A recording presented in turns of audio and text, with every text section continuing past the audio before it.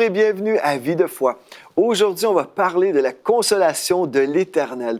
Le Seigneur vous aime avec un amour éternel et peu importe la souffrance dans laquelle vous pouvez vous retrouver aujourd'hui, il vous aime. Si vous ne souffrez pas, Dieu vous aime, vous aussi. Peu importe, vous savez, nous avons un Dieu tellement merveilleux. Peu importe que ce soit une belle journée, une mauvaise journée pour nous, Dieu demeure bon et Dieu veut nous secourir. En fait, il y a un texte dans la parole, dans le psaume 46 au verset 2, un texte merveilleux qui nous dit « Dieu est pour nous un refuge et un appui, un secours qui ne manque jamais dans la détresse. » Et vous savez, Dieu peut nous secourir par sa présence, n'est-ce pas? On prie, peut-être on est dans une douleur, une souffrance, et on se tourne vers le Seigneur. On dit, Seigneur, voici mon problème. On peut même pleurer parfois, et on se tourne vers le Seigneur, et Dieu nous dit, dans sa parole, lorsqu'on tourne les regards vers l'Éternel, nous sommes rayonnants de joie, parce qu'on reçoit justement la présence de Dieu, les consolations du Saint-Esprit. C'est merveilleux. Donc, Dieu entend nos prières, sa présence est là pour nous secourir, mais aussi sa parole vient nous secourir. Ce qu'on a vu cette semaine, en fait, c'est que plusieurs chrétiens souffrent d'une façon inutile. Ils souffrent dans l'ignorance et peut-être ils souffrent parce qu'ils vivent dans le péché. Donc, quand nous vivons dans le péché, nous pouvons récolter toutes sortes de souffrances, mais on a aussi vu dès notre première émission qu'on peut souffrir pour la cause de Christ. On peut être persécuté. Et remarquez une chose très importante qu'on n'a pas mentionnée au début de cette série, mais en fait, Christ nous a rachetés de la malédiction de la loi afin que la bénédiction d'Abraham vienne sur nous. Donc, nous sommes rachetés de la malédiction, mais nous ne sommes pas rachetés de la persécution. Tant et aussi longtemps qu'on marche sur la terre, si nous marchons pieusement en Jésus-Christ, nous serons fort probablement persécutés pour la cause de Christ. Donc, il y a des gens qui vont parler en mal contre nous.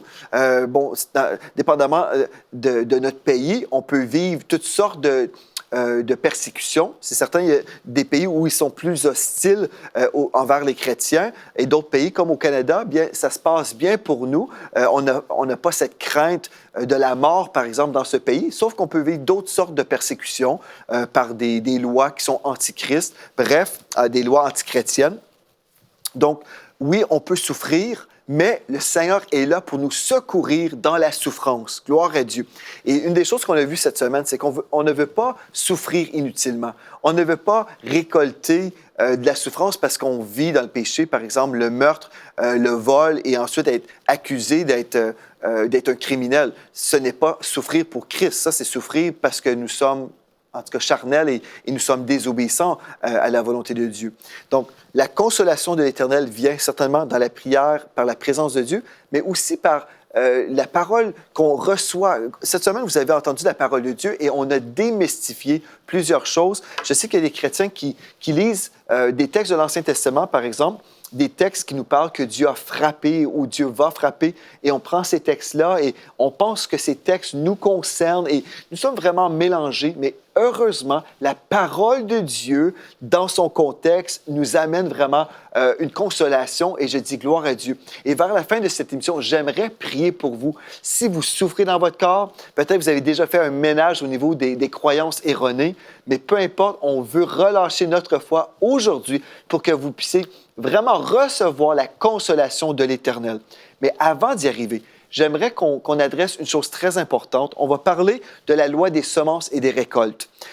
On a vu, en fait, que des textes dans l'Ancien Testament où nous lisons que Dieu a frappé les rebelles, par exemple. On a compris qu'il y avait, un jugement que Dieu devait exercer. Donc, Dieu a déclaré que tel péché était péché. Et à cause de ce jugement, bien, l'ennemi a eu un accès pour amener de la destruction dans la vie de la personne. On a compris ça. Mais aussi, il y a une loi qui a toujours existé, depuis, en fait, toujours. Si on va dans, par exemple, Genèse, chapitre 8, au verset 22, nous découvrons une loi spirituelle qui est là. Donc, dans la Genèse, dans second 21, « Tant que la terre subsistera, les semailles et la moisson, le froid et la chaleur, l'été et l'hiver, le jour et la nuit ne cesseront pas. » Donc, on comprend que les semences et les récoltes vont toujours exister tant et aussi longtemps qu'on habite ici sur la terre. Donc, on a compris, en fait, non seulement Dieu peut déclarer que quelque chose où une personne est coupable. Donc, Dieu peut exécuter un juste jugement, mais on doit comprendre aussi que Dieu a établi des lois spirituelles. Et l'une de ces lois-là, c'est la loi des semences et des récoltes. Donc, dans Galates 6, versets 7 à 8, nous lisons « Ne vous y trompez pas, on ne se moque pas de Dieu. Ce qu'un homme aura semé, il le récoltera aussi, ou le moissonnera. Celui qui sème pour la chair moissonnera de la chair la corruption, mais celui qui sème pour l'Esprit moissonnera de l'Esprit la vie éternelle. » En fait, j'ai fait une semaine d'enseignement à Vie de foi sur la loi des semences et des récoltes. Si vous aimeriez vraiment étudier en profondeur, visitez le site web emcitv.com où je prends le temps vraiment pour tout décortiquer. Mais en gros, ce qu'on a besoin de comprendre quand on parle de la souffrance dans la vie des chrétiens, en fait, plusieurs chrétiens souffrent en ce moment parce qu'ils ont semé des semences de rébellion. Ils ont semé dans le camp de l'ennemi et aujourd'hui, ils récoltent de la corruption. Donc, on ne veut pas souffrir et on veut être consolé par le Seigneur. Mais si je prie pour vous, si la présence de Dieu vient, et je suis certain que l'Esprit de Dieu va faire un ministère en vous, mais si vous ne déracinez pas ces anciennes semences, si vous continuez à semer aussi dans le camp de l'ennemi, au final, vous allez continuer à vivre des choses difficiles et vous allez continuer à souffrir. Donc, ce n'est pas assez de recevoir la consolation par la présence de Dieu, mais on veut ajuster notre vie selon la parole de Dieu. Vous comprenez? C'est hyper important. Donc, la loi des semences et des récoltes. Par exemple, si on regarde à Hébreux 12, verset 6, le texte que j'ai lu dans la première émission, nous lisons « Le Seigneur châtie celui qu'il aime, et il frappe de la verge tous ceux qu'il reconnaît pour ses fils. » Bien, une des façons qu'on récolte, en fait, le châtiment, bien, la Bible nous dit clairement, c'est la loi des semences et des récoltes. Dieu, en fait, permet, il enlève ses mains, qui est là, qui nous empêche de vivre certains scénarios. Et si nous disons, non, non, non, moi, je ne veux pas marcher avec Dieu, je ne veux pas me soumettre à la volonté de Dieu, je veux me rebeller contre Dieu. Bref, Dieu dit, parfait. Nous ne sommes pas des robots, nous ne sommes pas obligés de faire la volonté de Dieu. Nous avons notre libre arbitre qui demeure toujours là. Donc Dieu dit, tu ne veux pas me suivre? Parfait, je te laisse aller. Et là, ce qui se produit, nous sommes châtiés par l'Éternel d'une certaine façon, parce qu'en fait, Dieu permet encore une fois au destructeur qui vient détruire. Est-ce que c'est le cœur de Dieu? Non, certainement pas. Donc le Seigneur châtie celui qu'il aime. Dieu permet, Dieu le Père permet à ses enfants de récolter ce qu'ils vont semer. Si on veut absolument se rebeller contre Dieu, Dieu nous laisse faire. Et c'est malheureux, et là, on souffre. C'est tragique. Mais, heureusement, on n'est pas obligé de semer dans la chair. On n'est pas obligé de récolter la corruption. Vous savez, il y a un texte dans la parole de Dieu qui nous montre vraiment ce que je suis en train de vous dire. C'est dans l'Ancien Testament, dans 1 Samuel, chapitre 25, au verset 38. Nous lisons, « L'Éternel frappa Nabal et il mourut. David apprit que Nabal était mort et dit, « Béni soit l'Éternel qui a défendu ma cause dans l'outrage que m'a fait Nabal et qui a empêché son serviteur de faire le mal. L'Éternel a fait retomber la méchanceté de Nabal sur sa tête. » Vous voyez? Donc, l'Éternel a fait retomber la méchanceté de Nabal sur sa tête. Donc, ce qu'on va semer, on va récolter tout simplement. Et dans 1 Jean 5,8, en fait, nous avons une bonne nouvelle, par contre. Nous savons que quiconque est né de Dieu ne pêche point. Donc, si vous êtes né de nouveau, vous n'êtes pas soumis à la chair. Vous pouvez dominer sur votre chair. Amen. Mais celui qui est né de Dieu se garde lui-même et le malin ne le touche pas. Voyez-vous? C'est merveilleux. Le malin ne le touche pas. Je peux choisir de marcher dans l'intégrité, dans la sainteté, et le malin n'a aucune autorité légale sur ma vie.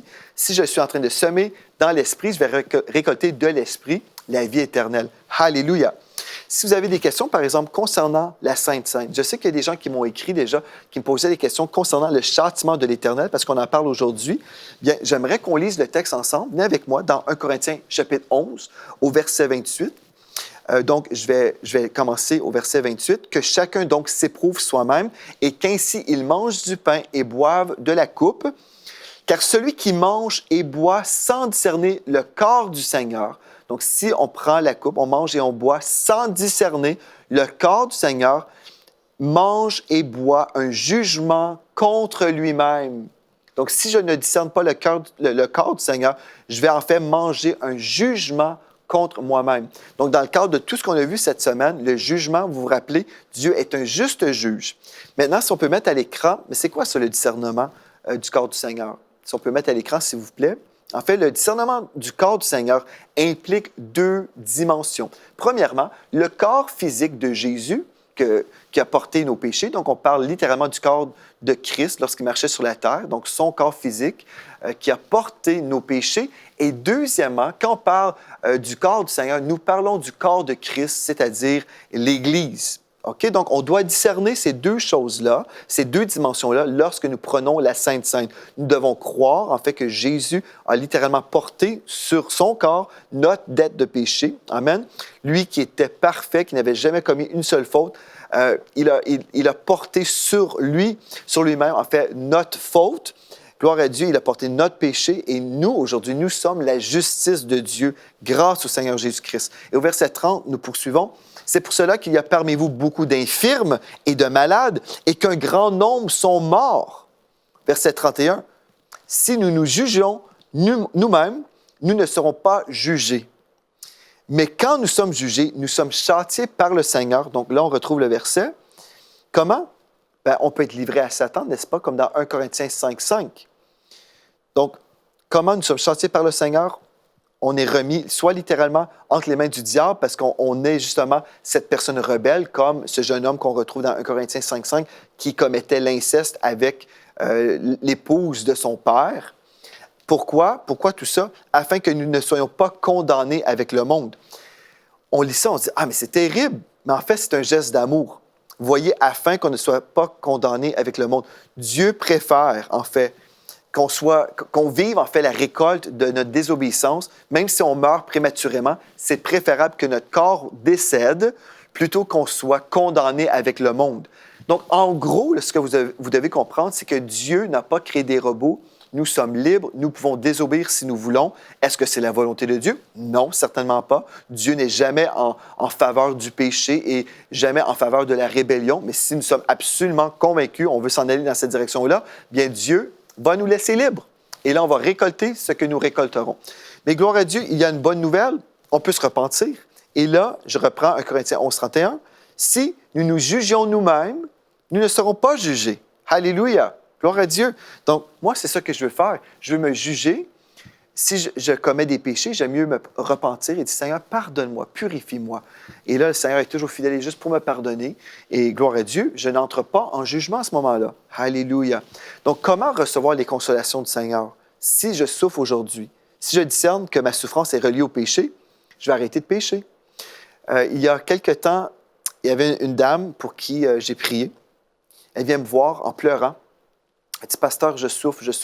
Et puis elle commence à me raconter sa vie. Elle souffrait parce qu'elle était avec un homme marié. Elle commettait l'adultère, en fait. Elle souffrait. Elle pleurait. Elle dit, Seigneur, non, elle me disait, pasteur, je veux qu'on prie au Seigneur parce que je souffre, je veux que Dieu me délivre. Et puis, bon, étant un pasteur, je pense, compatissant, je voulais bien qu'elle soit soulagée. Donc, j'ai dit, OK, je vais prier pour vous, mais expliquez-moi un peu votre situation. Elle me dit, pasteur, je ne sais pas pourquoi, mais bon, je suis avec cet homme, mais il est encore marié, et puis là, je souffre, et puis ça fait des mois que ça continue comme ça. Et puis, je l'écoute, mais j'ai dit, mais sa souffrance est reliée à la désobéissance. Je ne peux pas prier que Dieu la soulage dans cette situation de péché qui mène à la mort. Non, je ne peux pas prier comme ça. Donc, elle pleure, mais c'est très émouvant, mais mes mains sont liées. Même Dieu ne peut pas forcer cette personne à marcher dans l'obéissance. Moi, je lui ai dit tout simplement ce que Dieu nous dit. J'ai dit, écoutez, si vous voulez recevoir la consolation de Dieu, Dieu veut vous consoler, mais Dieu vous demande d'abandonner votre péché. Vous ne pouvez plus demeurer avec un homme marié. Vous ne pouvez plus vivre dans l'adultère comme ça. Vous devez vous repentir. Elle dit, ah oui, vous croyez? J'ai dit, oui, je sais, je suis convaincu. Vous devez absolument mettre votre vie en règle et votre souffrance va cesser. Vous voyez, des fois, on souffre inutilement. Mais on peut se juger soi-même et éviter le châtiment, éviter la récolte qui est là. Gloire à Dieu. Donc, aujourd'hui, comment vraiment recevoir la consolation de Dieu? Bien, une autre chose qu'on veut faire, on veut être ouvert à la voix de Dieu. on veut avoir un cœur docile. Dans Matthieu 13, verset 15, nous lisons « Le cœur de ce peuple est devenu insensible. Ils ont endurci leurs oreilles. Ils ont fermé leurs yeux de peur qu'ils ne voient de leurs yeux, qu'ils n'entendent de leurs oreilles, qu'ils ne comprennent de leur cœur, qu'ils ne se convertissent et que je ne les guérisse. » Voyez, Dieu veut nous guérir, mais on doit se convertir. Vous dites, moi, je suis déjà chrétien depuis 1910. Vous êtes peut-être chrétien depuis longtemps, mais est-ce que votre cœur a été converti? Est-ce que vous êtes sensible au Saint-Esprit? Peut-être vous souffrez aujourd'hui et peut-être ça fait des siècles, je dis des siècles, des décennies que vous souffrez. Mais peut-être c'est de votre propre faute. Et je ne veux pas être le grand méchant qui arrive, qui vous accuse. Ce n'est pas mon cœur. Mais je vous pose la question. Aujourd'hui, est-ce que vous souffrez pour la cause de Christ? Écoutez, il y a beaucoup de chrétiens qui souffrent aujourd'hui et ce n'est pas parce qu'ils sont persécutés. Ce n'est pas à cause de la persécution, parce qu'ils marchent dans l'intégrité, mais ils souffrent parce qu'ils vivent dans le péché. Il y a plusieurs chrétiens comme ça. Bien, moi, je vais vous annoncer tout le conseil de Dieu, je vais vous annoncer la vérité de la parole de Dieu. Si c'est votre cas, et vous le savez, non, je souffre, ce n'est pas parce que je me tiens pour l'intégrité ou pour la vérité ou pour le nom de Christ, c'est simplement parce que je suis dans un désordre spirituel. C'est une autre source de souffrance, ça. Si je marche dans le déshonneur, je peux vivre toutes sortes d'oppressions spirituelles, souffrir. Ce n'est pas le meilleur de Dieu pour vous, frères et sœurs. Donc, ce que je veux faire, je vais être ouvert. Je veux que mon cœur soit sensible. Si mes oreilles se sont fermées, si mes yeux sont aveugles devant la vérité que Dieu veut me montrer, si mon cœur est devenu dur comme la pierre, l'Esprit de Dieu aujourd'hui va changer tout ça si vous acceptez sa parole. Gloire à Dieu. Si vous acceptez de vous humilier devant Dieu. Ce qu'on va faire là, on va juste louer le Seigneur. On va donner une place au Seigneur pour qu'il fasse du ministère simplement par la présence de Dieu. Vous savez, Dieu nous dit qu'il habite la louange de son peuple. On va écouter le chantre Jean-Jean. Il va nous conduire dans un chant qui va être une source de bénédiction pour nous tous. On va se laisser remplir de la présence de Dieu. Et après, on va prier ensemble. Laissez le Saint-Esprit vous révéler des choses, qu'il puisse ouvrir vos yeux spirituels. Si vous voyez des choses dans votre vie, des choses qui doivent partir, là, si vous le réalisez, comme vous entendez ce chant-là, Dieu vous montre des choses, bien, après ce chant, on va prier ensemble, on va se repentir. Et si vous êtes vraiment une victime parce que vous êtes un enfant de Dieu et on vous attaque parce que vous êtes un enfant de Dieu, moi, je crois que la grâce de Dieu est présente pour vous. Je crois vraiment que la présence de Dieu va venir sur vous et que vous allez devenir spirituellement fort, que Dieu veut vous rafraîchir spirituellement. Il veut que vous puissiez être fort et endurer, peu importe ce que vous vivez en ce moment. Dieu est là. Dans la souffrance, il est présent. Il vous aime. Gloire à Dieu. Et on va recevoir de lui. Mais juste avant, on va se positionner dans la foi. On veut ouvrir notre cœur et recevoir la révélation de Dieu qui nous concerne. Donc maintenant, le frère Jean-Jean nous conduit dans un chant. Les ténèbres ont reculé devant l'œuvre de la croix, devant l'agneau immolé qui s'est sacrifié pour moi. Les ténèbres ont reculé, amen, devant l'œuvre de la croix, devant l'agneau immolé qui s'est sacrifié pour moi.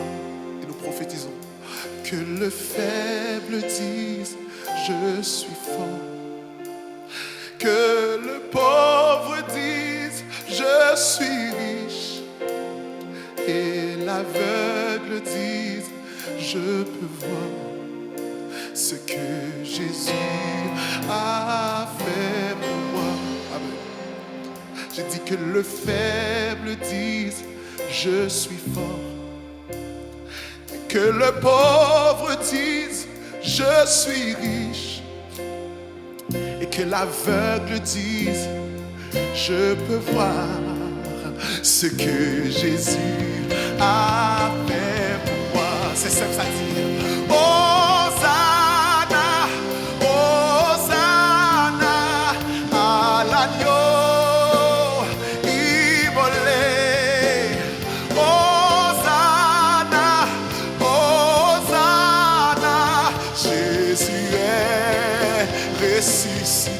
Amen.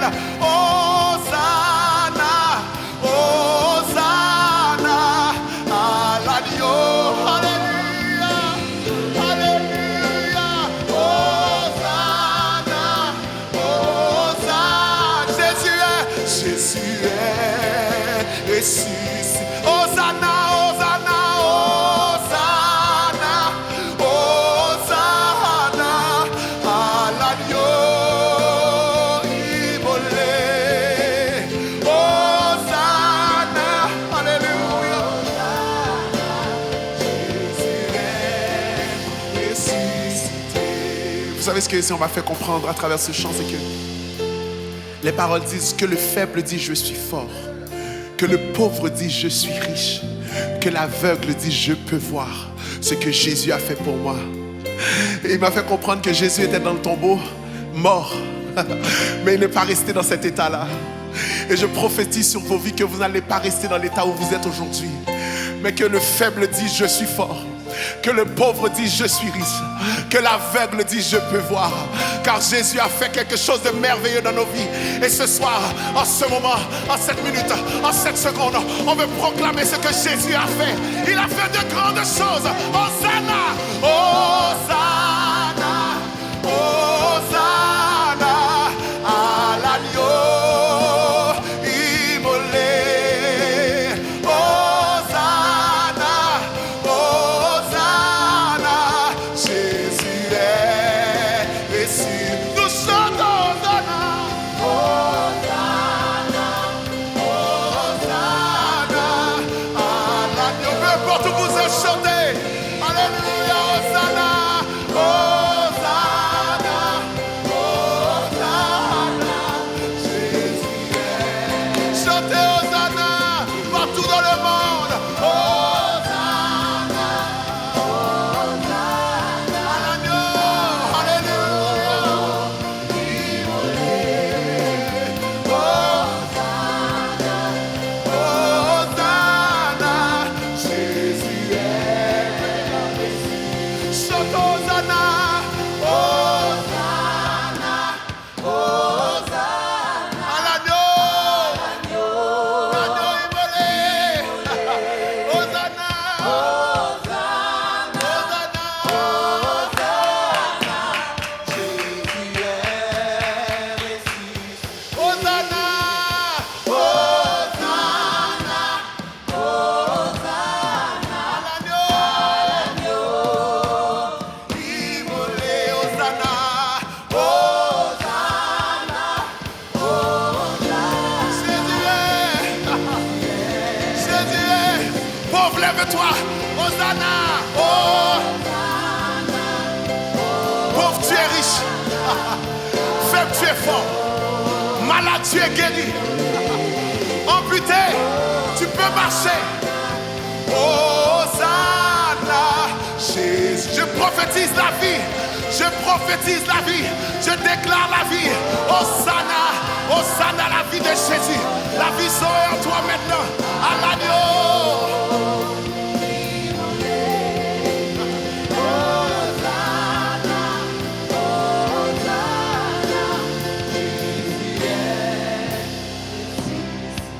maintenant proclame-le très fort. Hosanna,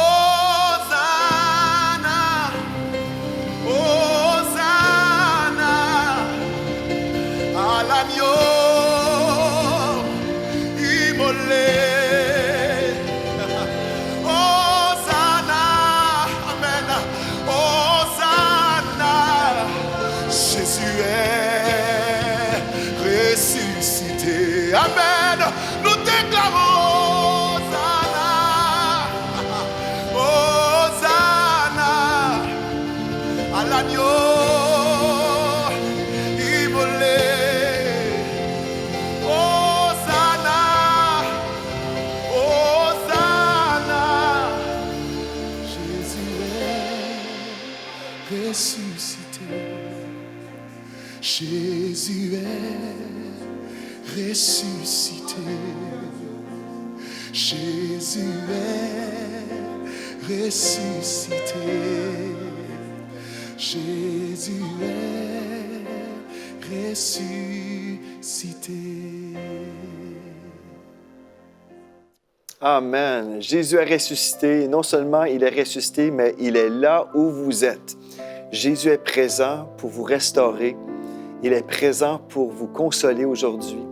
Et vous savez, pendant qu'on est en train d'écouter ce chant, j'ai eu une vision d'une dame qui avait un bébé dans ses bras, qui pleurait parce qu'elle souffrait de la solitude. J'aimerais vous dire que Dieu n'est pas celui qui vous abandonne.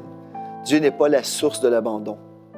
Mais non, mais aujourd'hui, Dieu veut que vous puissiez ressentir sa présence là où vous êtes. Vous êtes tellement précieuse pour Dieu.